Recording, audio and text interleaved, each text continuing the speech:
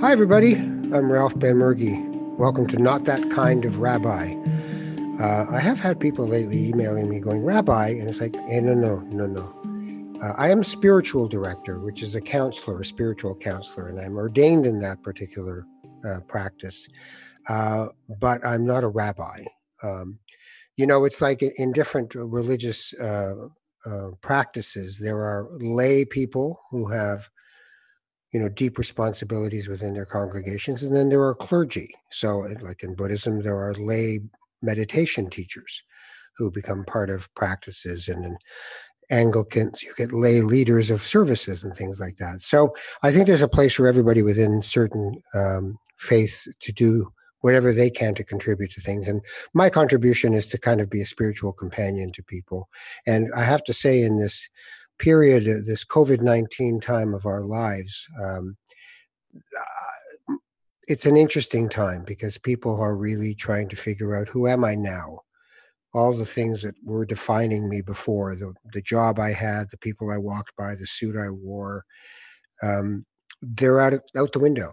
And we're in our homes and virtually connecting with people. And in some ways, I think we're virtually connecting with more people than we were before, because the one big thing that we have now, and I have this affirmed every time I speak to somebody, is time. We're actually able to have time with our family, time for ourselves. It could be stir crazy time, but it could also just be the expansion of time. Because when I think of the pre-COVID period, there's never enough time. You say, let's get together with somebody, and you only half mean it, even though you really love them. You can't see them because there's no time. I got to get the kids from here. I got to get to this job here. I got to go over here and do that. And it's causes a kind of anxiety and frenzy. And now we're on the other side of that. So it's a different version of the same life.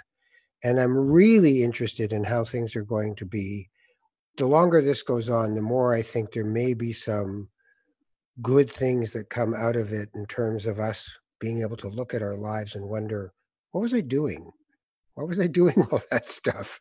And that maybe we have a chance to appreciate the fact that without the frenzied activity, you're not as worried that the cars are going to run over your kids and that the sky is going to never be blue enough, and all those other wonderful things. So I hope you're all safe and well. I hope there's good things coming to you. I hope that you're not touched in a dramatic and awful way by this virus. Some of you are, and God love you for what you're going through. And the rest of us, if we can be patient and vigilant, I'm sure something good can come of all this time that we have. I'm going to talk to somebody now who I don't know. We've never met. And sometimes I interview people on this show that I've known forever, and sometimes I don't. So this is one of those times where a friend, Mr. Mike, Toronto Mike, said, I think you should really speak to this woman. And I said, okay, why? And he said, she's fantastic. She's so interesting. She's got so much to talk about. And she has a spiritual life. So I thought, great. I trust Mike. I don't know why, but I do. So I want to just a short little introduction, because we don't know each other well. And now I'll get to know you and do a much longer introduction the next time I do this. She is, well, it's so interesting because she's a musician. One of your songs, by the way, I want to talk about is the beautiful song. But okay, so she is a musician, a singer, almost an opera singer when she was younger. She's an actress. She's a television host. She's a mother, and she's a Buddhist. So all of those things I think I can say with some sense of certainty. And her name is Tara Slone, and she's here now. Hello. Hi, it is nice to meet you from afar. It's fantastic. Virtually meeting each other. I Yeah. know. So what are your thoughts on what's going on? Oh my gosh. I mean, what you said really resonated with me. I think that there is an enormous possibility to allow ourselves to reconnect with some things that we have, excuse me, desperately needed to reconnect with for many of us in our lives. And that is a sense of space, taking space. I know that I have had to force myself over the last period of time to actually carve out space in my life, and realizing how important it is. And so I think if we allow ourselves as a society to take stock of what is happening now and the sort of beauty that is emerging, I think it's a time for great possibility. But I mean, obviously, it's really troubling. It's troubling. It's frightening. It's politically terrifying. So there's a lot going on. I think we're all on a bit of a roller coaster ride emotionally, and sometimes I have to sit down and remember that we're going through a collective trauma, Yeah. and our brains are sort of we're all in permanent fight or flight mode, and it makes for not normal function. Yeah. Yeah. Well put. I think there's a lot that we have to reevaluate in ourselves. But somebody spoke about it recently as it's the great revealer. And it's revealing a lot of holes in how we care for each other in the society, and the vulnerable being the ones at the most risk. But it's also a revealer of who we are. I mean, you've got kids, I got kids. I got older kids who live on their own, but I've got two little kids, 10 and 14. In my life, that's little. And I got to do stuff. Like I got to do homeschooling, and I got to connect, and we're all stuck here together. And my wife has a little office, just not in the house, where she can go and do her thing. But it's how are you finding that whole, no, I'm just here, I'm home? Well, it's a challenge for me. I spent many years on the road as a rock musician, and then I have now spent 6 years on the road as a hockey host. So that's sort of my default seems to be perpetual motion, and there's some kind of comfort in that. So slowing down, stopping in this forced way, I think is really good, but definitely reveals something about me and my need for distraction. But it can be a really precious opportunity, as claustrophobic as we all may be. I haven't spent this much time at home with my family in so long, and so yeah, aside from the odd blow-ups, we're doing okay within it. So what's that thing about distraction? What's all that about?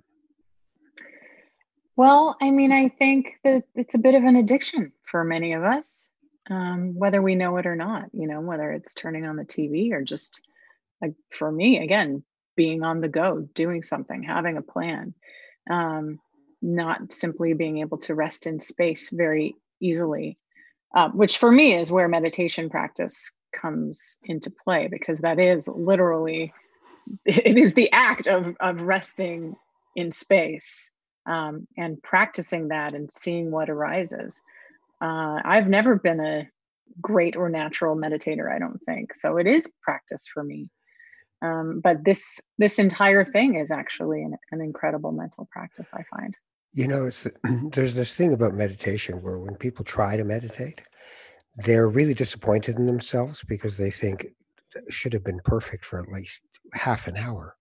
And my experience of meditating is, if I can get two blasts of 30 seconds each in a half hour where I was actually present, I've just rocked this meditation, this sit.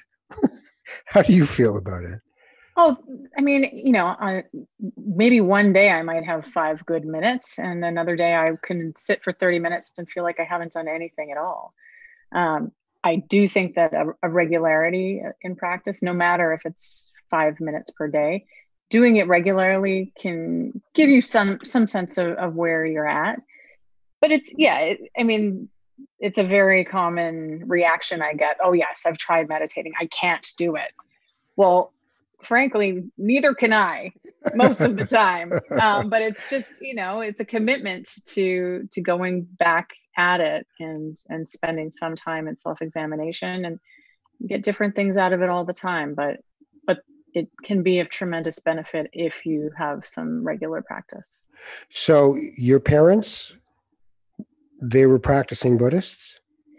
Yeah, so my parents both grew up in Montreal. They were hippies. They went to Woodstock together, and they were doing some spiritual soul searching at that time. On Shom Radio, Oh yeah. Shom, yeah. So little did I know, and my dad assures me, so I hope I'm correct. Shom is actually named after Om. So they had a whole bunch of sort of spiritual programming that they would run at the time, back in the 60s. And on there, they heard a Tibetan Lama, a spiritual master whose name was Chogyam Trungpa Rinpoche. And Trungpa Rinpoche was one of the very first Tibetan teachers to come to the West. And they were very taken with him. They followed a path. They ended up studying with another Lama in Scotland. They lived in a monastery. That's where I was conceived. But they ultimately came back to Montreal and became students of Chogyam Trungpa sort of So full did they time. move to Halifax to the Shambhala Center? They did. So yes, eventually my mother moved to Nova Scotia in the early 80s. And then I was there when this crazy influx of Buddhists from Boulder, Colorado. So for people who don't know, Trungpa Rinpoche was eccentric, sort of, to say the least. He was, he did a lot of things. But one of those crazy things was he looked at a map and he pointed at Nova Scotia and he said, "This is where enlightened society can be created." And so he moved there, and so did a bunch of his other students. So, I mean, I went to junior high in Halifax, and it was very strange because nobody in Halifax knew what to make of these crazy Buddhists from all over the place. So there's a couple of things there for me. So one was, first he goes to Cape Breton because he thought that's where he was supposed to go. And then he goes, no, that's not it. And he's at the airport about to go back to Boulder and goes, no, this is it. And I'm thinking, okay, the airport's 40 minutes away from Halifax, but it's close enough. Okay, this is it. So then he goes there. I have been to Gampo Abbey, which is where Peta Chondron has, I think she's just retired actually as a Buddhist nun. And she wrote that great book, When Things Fall Apart. But it is a completely different thing than the Shambhala Center in Halifax. It is a windswept, Cape Breton, beautiful, rugged place. More of a monastery feeling to it. It is. I mean, you can go there as a layperson to practice, but it is inhabited by monastics. So it is a rugged retreat center. And a lot of the people who went to Halifax to follow the Lama were Jews from New York who'd gone to Boulder. So they're part of what is commonly known as the Jubu movement. You are exactly right. Yeah. And remember that bookstore, Trident Books? Yes, of course. Still there. Is it still there? In Halifax. There's one in Halifax still, yeah. Oh, cool. Because I remember going there. I immersed myself in a lot of Buddhism when I was younger. So I remember going there and thinking, we don't even have this in Toronto. This is fantastic. But there were all these people, including your parents. And so how do you raise a child as a Buddhist? That's something I've always been interested in. Well, I mean, my experience is very different than my daughter's experience, I will say. So, my parents, and my mom in particular, was like all in. So I lived in Wolfville during elementary school, and I lived about 3 minutes from school. So I would come home for lunch. My mom would be getting my lunch ready, and I would be sent up to our shrine room to meditate for 10 minutes. So this is me at the age of 8, totally not meditating, but I would be forced to sit there and meditate for 10 minutes. So I was brought along to talks and programs. It was a bit more of a wild time. So I met Trungpa. So you're 8. You're 8. Yeah. And you're sitting. Yeah. What were you doing in those 10 minutes? I think my mind was wandering. I mean, I probably, I had received meditation instruction, so maybe I tried a little bit, but I distinctly remember singing songs in my head and tapping my fingers like "Twinkle, Twinkle, Little Star," just to see where it ended on my fingers. Right. I just got through it. So I know, but it's interesting because in Judaism, there's a belief that you don't teach children religion. It's a waste of time.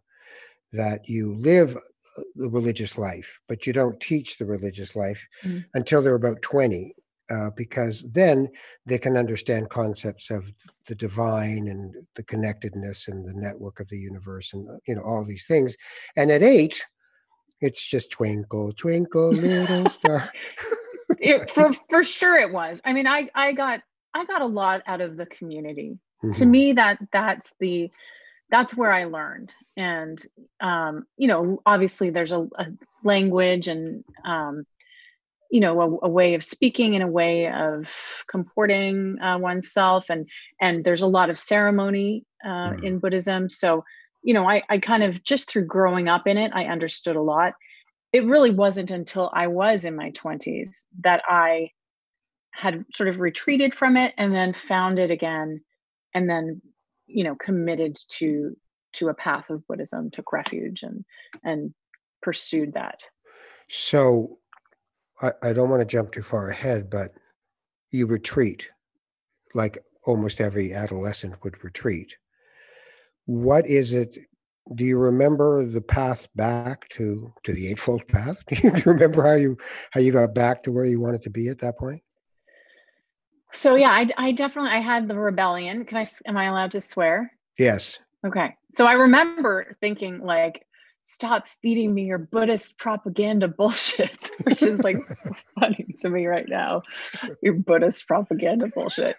Um, and yeah, I think I, Fuck the Four Noble Truths. That's what I say. right. Um, I found my way really back to it.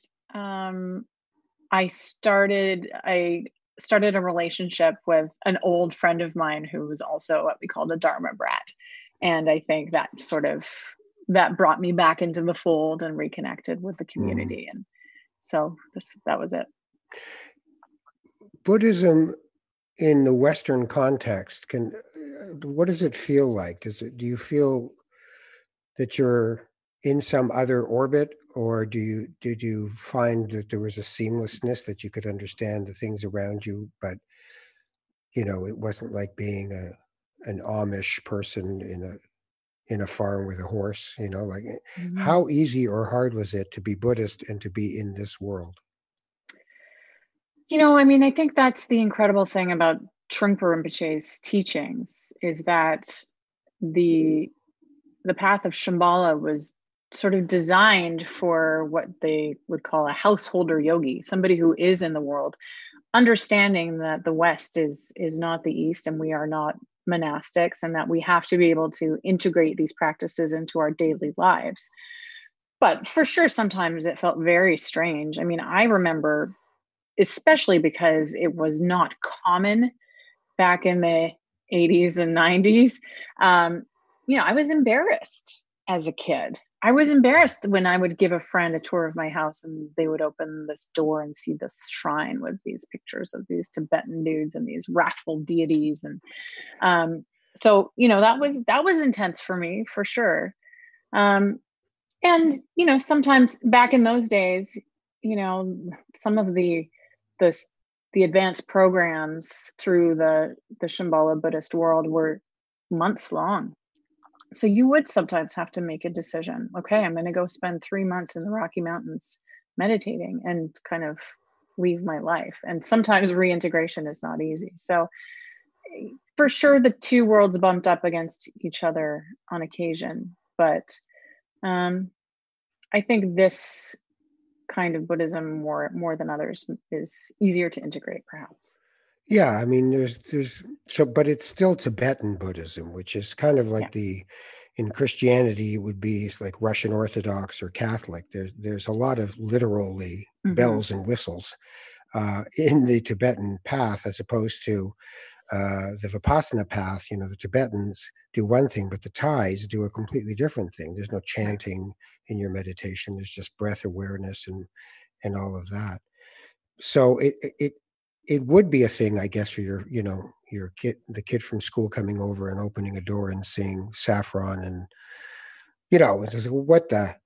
How did you square that? Did you just stop having kids come over, or because some kids don't want to not fit in, right? They I want to fit in. remember, yeah, I remember doing a couple of different things. I mean, sometimes I sort of copped to it. I mean, everybody knew we were the Buddhist family, the only Buddhist family in Wolfville. And I do remember that my parents were doing some particularly advanced practices that included sort of these drums and bells. And I mean, there's just no hiding it. So I think I kind of just, rolled my eyes and like, oh yeah, my crazy parents are just doing their crazy Buddhist thing. But I also remember lying. I remember telling somebody that there was a crazy Buddhist group that was renting a space in our house, and that's why there was a shrine there. Oh my So God. I'm not proud of that one, but it Yeah, felt but hard. it come on, no kid wants to be the kid who's not like the other kids. They hate it. So, I don't blame you for trying. This, and did you ever have to say that the people are still renting, or do you just leave it at that? I think I left it at that. Just But leave I mean, it. It's good. I'm but fine.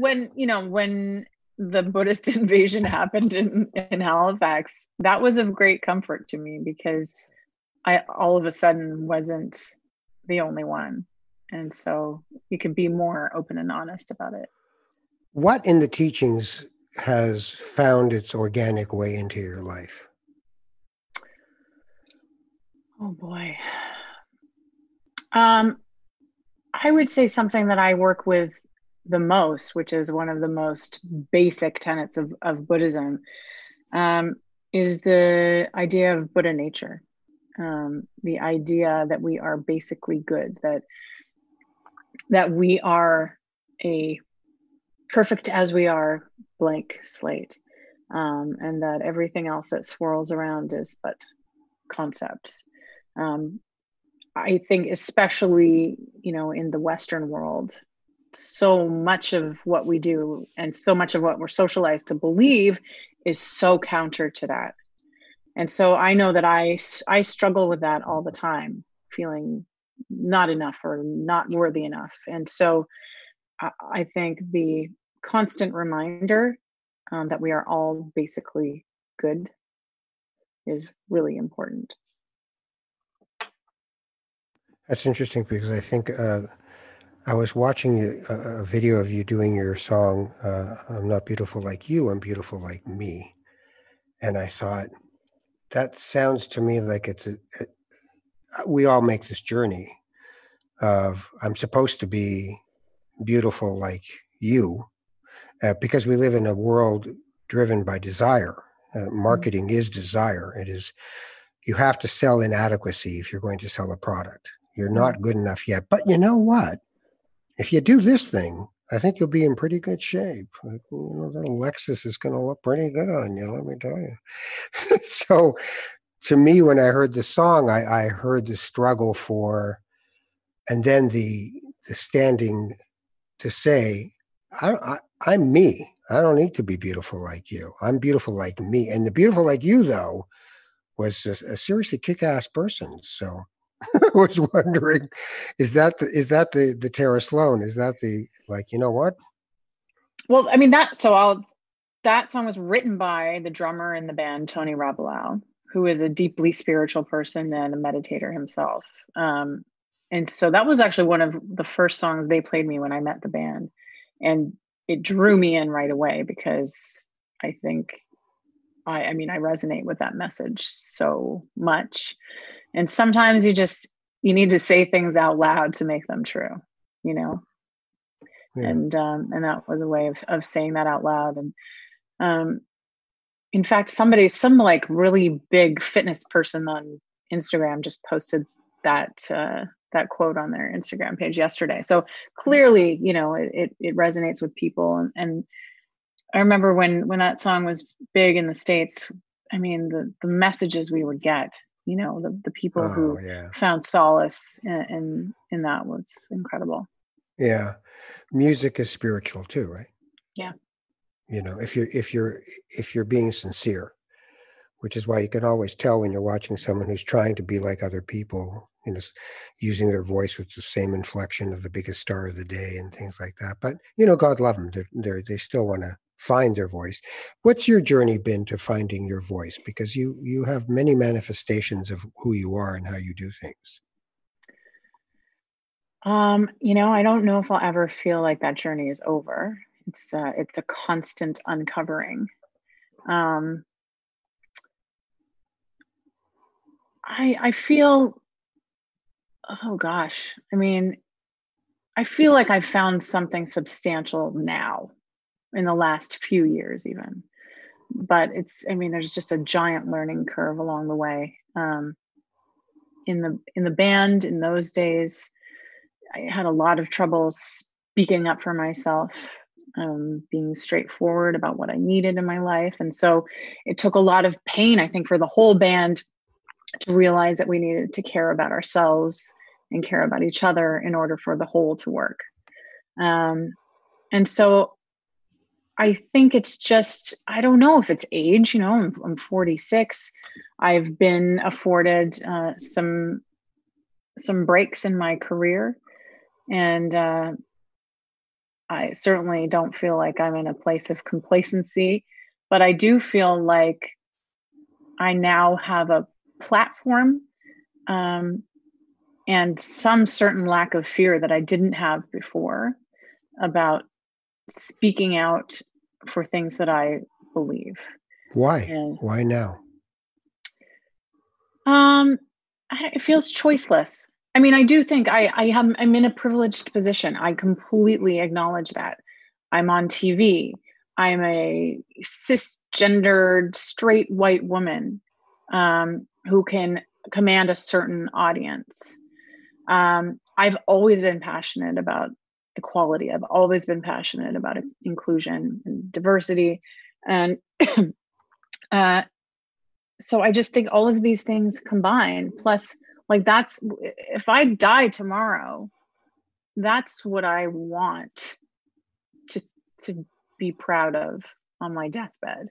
Being a good mother, being a good person, being a good family member, being loving, and fighting and speaking up for the things that I believe to be important.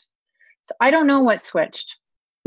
Yeah. But it did. What about kids?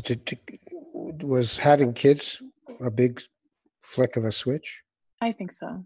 Yeah. I noticed when I have 4 children, but my first one is 33 now. So it's been a long journey, and I've got a 10-year-old downstairs right now. But I noticed almost immediately after the birth of my first kid that the unalterable truth of my mortality had just arrived. That this kid is here, I'm done. Right? That's my job, is to replace me and try to be a decent human being to this person with all my flaws. But even that wasn't the point. The point was, well, this means you're dying for sure. Because, there's this whole belief that we wake up every day and delude ourselves into thinking, like Woody Allen would say, dying, I get it. It's just not for me,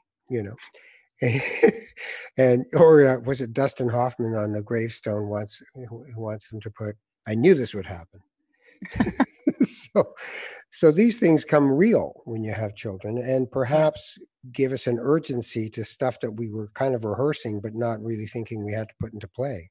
Does that resonate? Absolutely. Yeah. I want to be a good role model for her. I want a better world for her.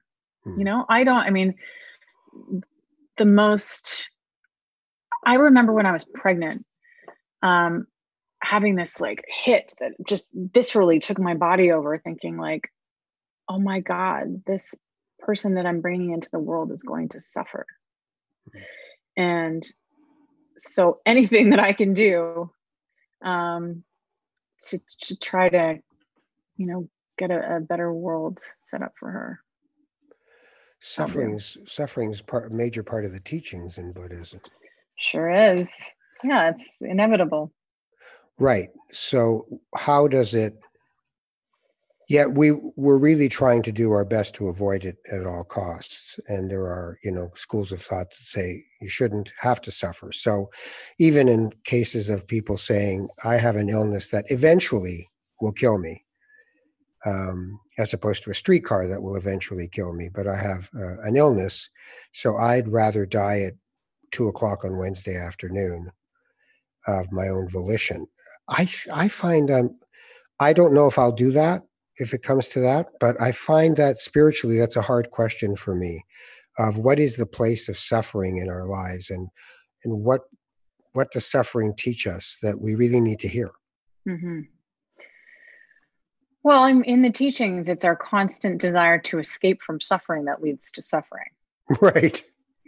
So it's something about just, trying to get away from what's happening that is bringing us constant suffering. So there is the possibility. I mean, as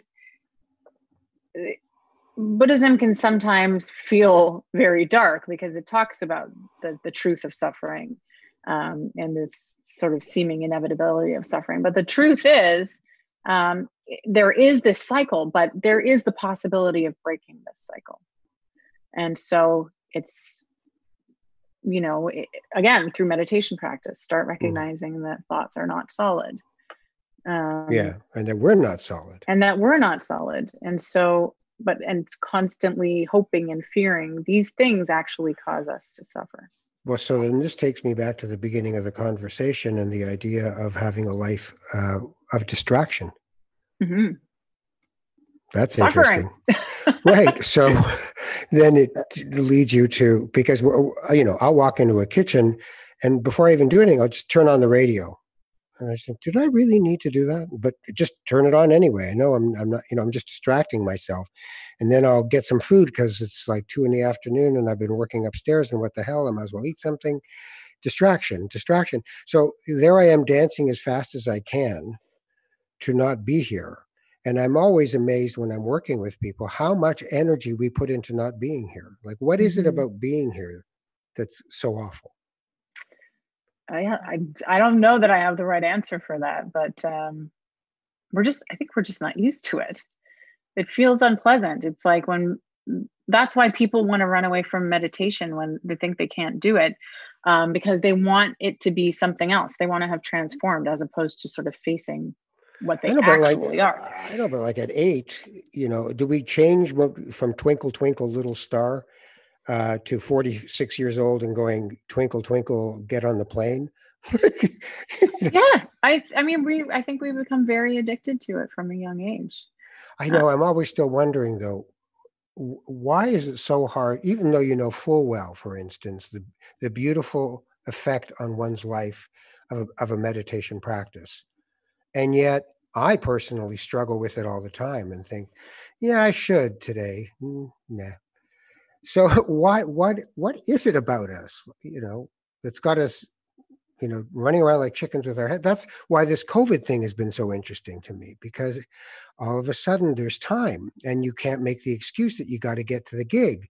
The car's picking me up. I got to get to the plane. We got to get to Red Deer. We're doing the thing. Ron's going to be there. I'm already.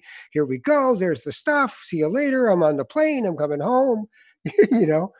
And it feels exhilarating at times, and at other times it's like, if they ask me to take my shoes off one more time, I'm going to just off myself. So what is it that we're doing, from a Buddhist perspective? What is it? Is it that we're too afraid of what we'll find if we stop running? I think so.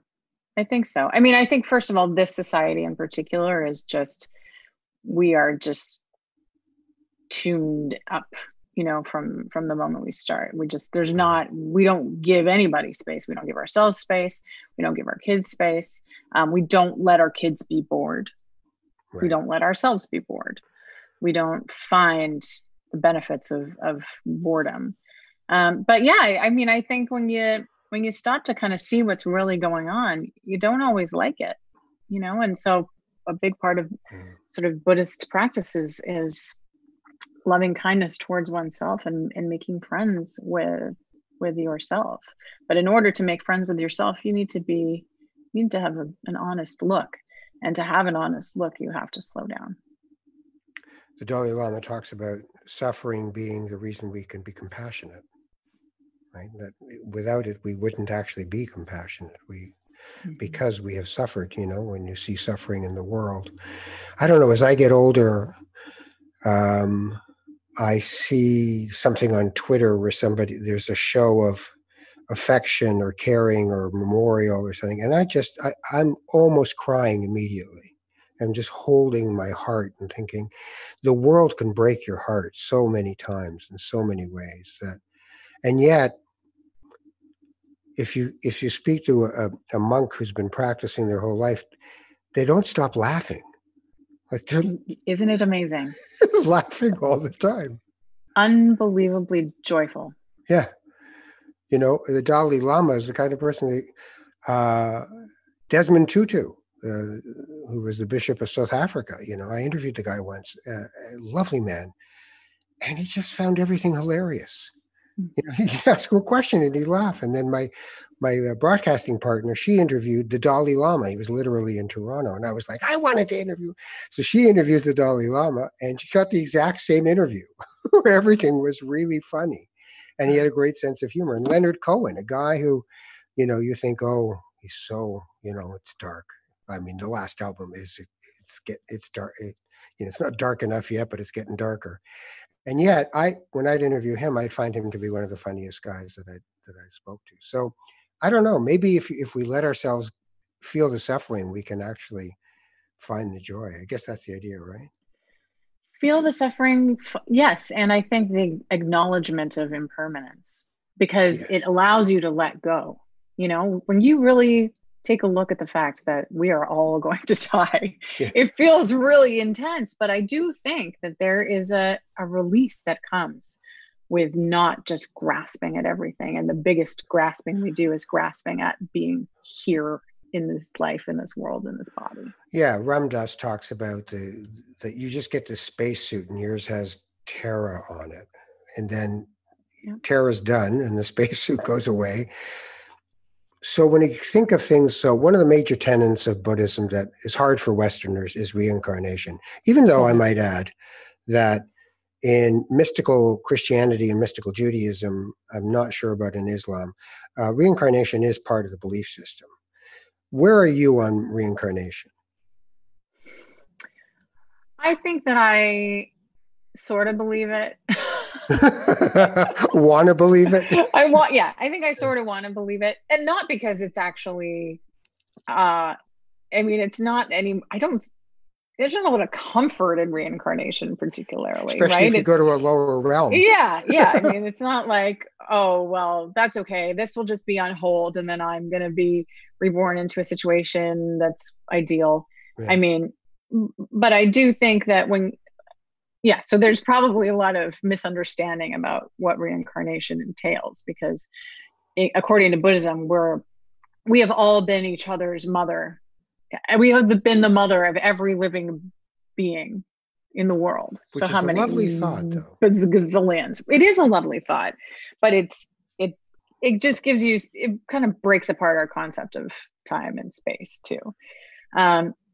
So yeah, it's pretty far out there, but I certainly, as reincarnation pertains to karma and the laws of cause and effect, I think that's what I take away from it is the teachings on karma, which is grossly misunderstood in most circles. As you get what you try, you mean to somebody, you're going to get mean back. It's like, no. It's a very complicated idea, karma. Very complicated, yes. And yet I'm always amazed about the Buddha in the garden, the garden gnome Buddha. Mm-hmm. I just think that's it. That's what we're going to do with this person. We're going to put him in a garden because I want people to know I'm kind of copacetic. We've commodified everything. So we now have commodified Buddhism, which must make the practice of it harder. Is your daughter, how old's your daughter? She's not that old, right? She's 10. 10? Okay, so she's as old as my youngest. So does your daughter identify as Buddhist? No, not at all. And I mean, I'm fine with that. I'd like to give her as much freedom of choice as she would like. She's participated in Buddhist activities and sort of cultural settings. Um, she's meditated. So she has some understanding of it. But I'm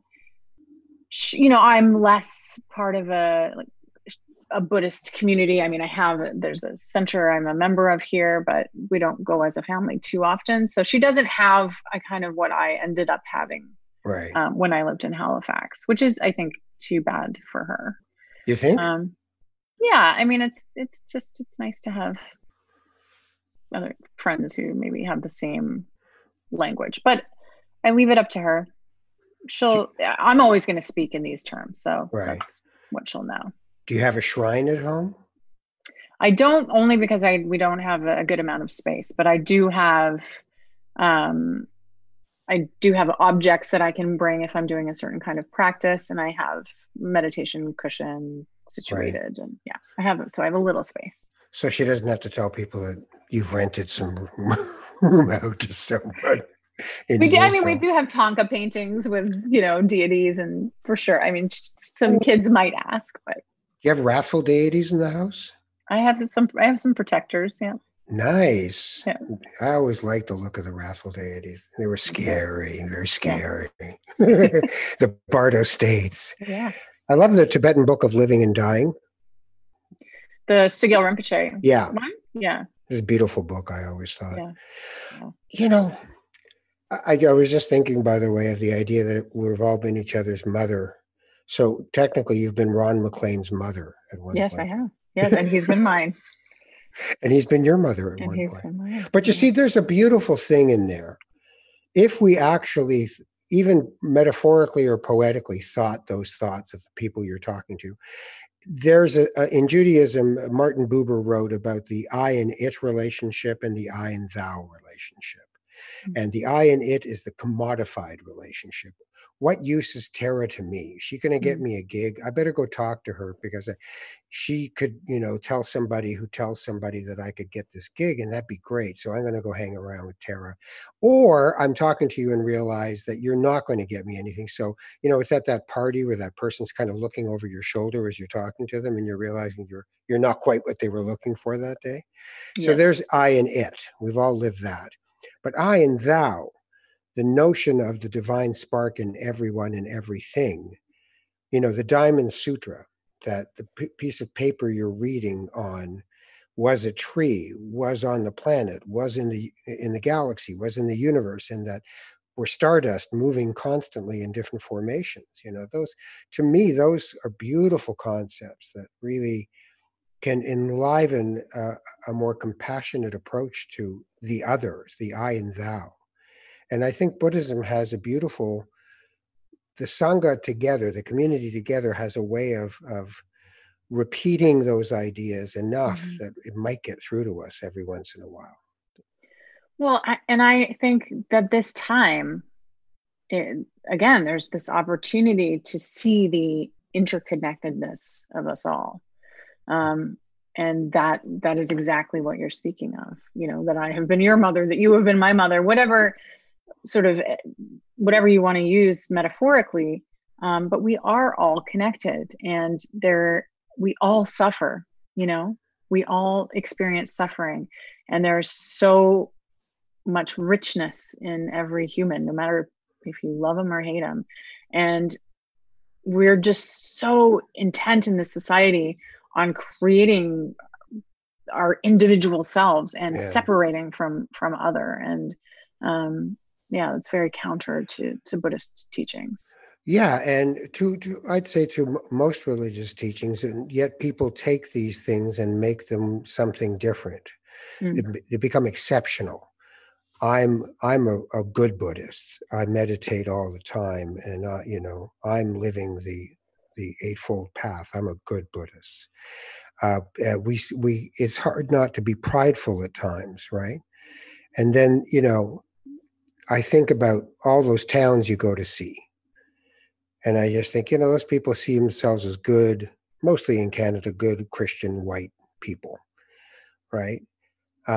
But then there's the little girl whose parents are Buddhists who has to pretend that there's some freak who came to visit, not their parents and not them.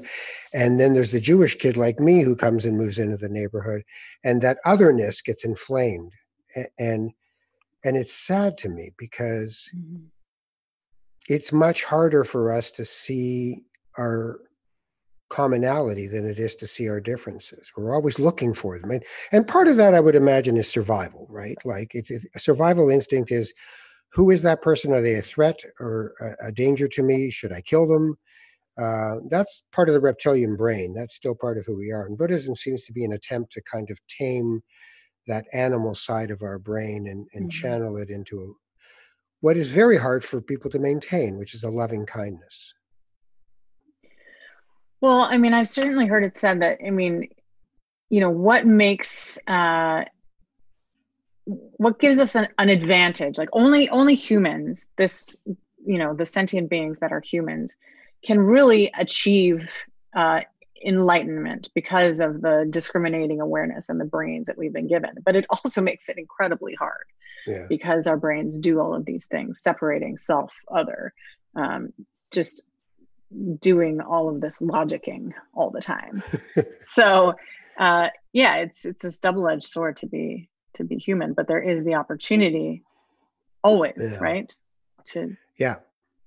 And impermanence is the other really hard one, right? It's just that I mean, even you've got this great gig, right? Like with hockey and with Ron, and it's all good. Yeah, you've got to be able to unattach yourself from I am this gig, because the gig, like all gigs, has its time and its life. And if one is more in the practice through meditation of the impermanence of every thought that travels through your head, it might be easier when somebody calls up and says, the show's over. Yeah. I mean, it won't be completely easy, but it might be a bit easier.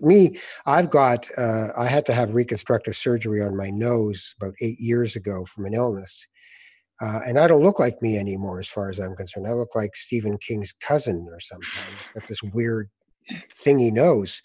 And I, every day, realize that I've been given a Buddhist practice of impermanence. It's like, you thought you were this guy with this nice Jewish nose who, didn't look that bad. And now I look at myself, that's not me. And I think, well, wait a minute, that is me. So we all get our kind of comeuppance when it comes to impermanence. But there's constantly this pull to say, no, because if I'm permanent, I don't die. Right.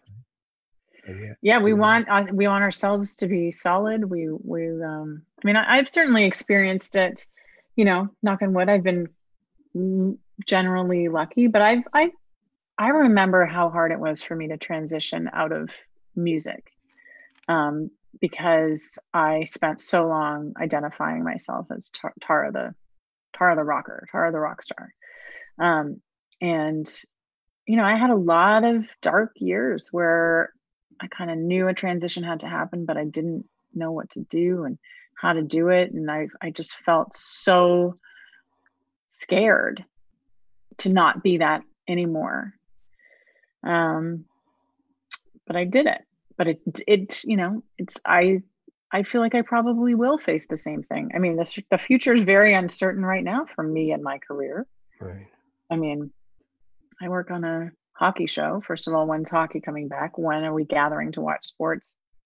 Part of my show is it comes with a traveling festival where people gather. I mean, so everything is up in the air. So I am maybe there's a bit of, I'm a bit fortunate in that I can sort of start to prepare myself for that, which I kind of was anyway. But yes, when you think you're a thing, and then it's revealed that you're not that thing, it's terribly frightening. Yeah, and when you're in public life, there's this thing that people think you are, who've never met you or meet you and already have assumed a whole bunch of things about you that they'd really like to believe are true. And even that, it's sort of, this is not a permanent thing, good or bad, right? So, but it's more vulnerable. And Very. I think the practice itself sometimes I think is more about just allowing your vulnerability to happen. And you know what, I'll go back to Trungpa Rinpoche again. The in the Shambhala teachings, he talks about the warrior. It's called Shambhala, the sacred path of the warrior. And the warrior is armed with vulnerability, right? Right. That's in that this tradition, that is with an open heart, the warrior goes into the world. It's a different than how we traditionally regard a warrior. Chogyam's crazy wisdom too, though, right? I mean, Yes. crazy stuff Yeah, that guy I did. for sure people Crawl out of the should, back yeah, of a limo, knock on somebody's door in a better part of Halifax, and then when they opened it, he'd just go, "What are you doing?" and stare at them, and then get back in the car. for sure. And full disclosure, this tradition has been fraught with controversy Oof, over the years and continues yeah, to be. So two in a um row, two in a row. yeah, so I mean, I do For people who maintain a don't know, connection. there's been sexual abuse, there's been AIDS, dying of AIDS, there's been all kinds of crazy stuff that's gone on with both of them, and yet that even to me is an interesting aspect of what do we really want from clergy? You know, are Mm-hmm. we looking for them to be better than us? It's one of the reasons I didn't become a rabbi. I had to think about it. I had to think about whether I was going to go into that part of the ordination program. And I thought, well, first of all, my Hebrew sucks, so that's not going to help. That'd be a year of just Hebrew again, which I didn't want to do. But it was also this idea that I'm I'm not at that point in my life where I need someone to a large group of people to say, "Wow, well, you're great." And yet there's a theatrical part to clergy, and there's an expectation that they're better than you, which in Jungian terms is really damaging to the clergy because they only expect light from you, no shadow. Right. And so you end up with Christian evangelists who are found in motels doing cocaine with prostitutes because they can't, there is no place to put their shadow, and they just have to squeeze out the sides. So with Rinpoche, both those Rinpoches, I felt bad, right? That Mm-hmm. maybe it's the pressure of everyone saying you are a step in the ladder of the divine, and Yeah. not such a good step after a while. It kind of breaks. Well, this community is wrestling with that big time, and there's certainly it's very divided, and it can be a very dangerous place Yeah. to be held on, that pedestal. Yeah, so that's why. I mean, the other thing about Buddhism is you didn't have to be.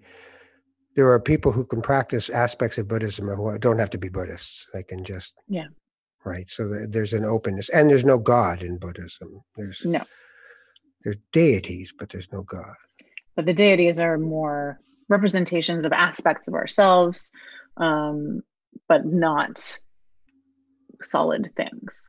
Yeah, I don't know. I think I'd like to. I got to interview somebody from the Hindu faith because I don't know enough. But all the different gods in Hinduism are really just different aspects of God. Mm-hmm.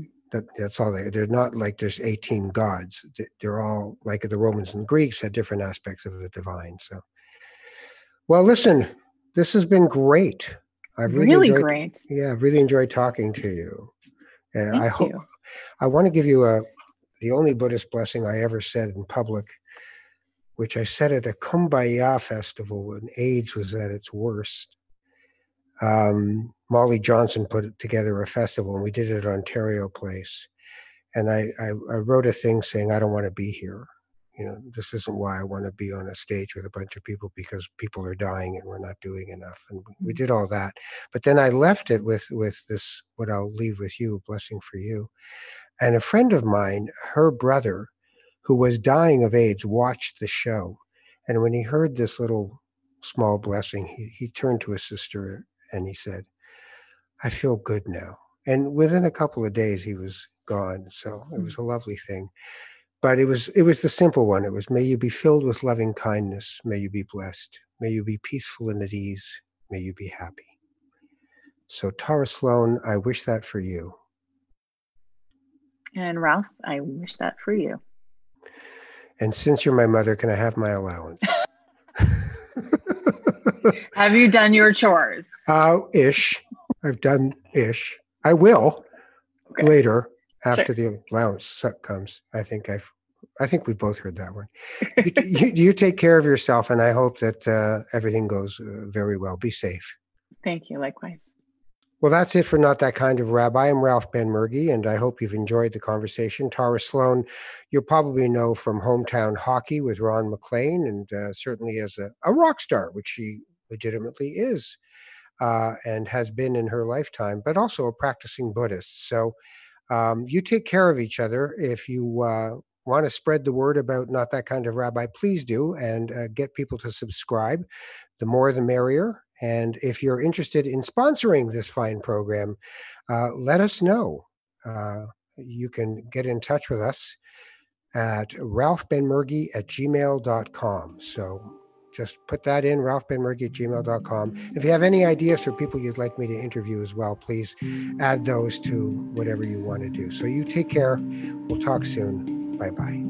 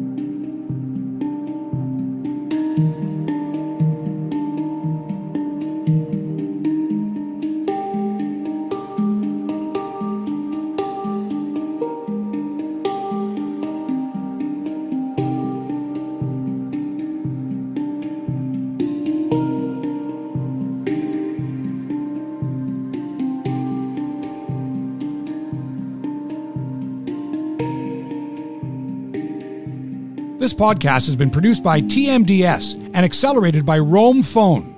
Roam Phone brings you the most reliable virtual phone service to run your business and protect your home number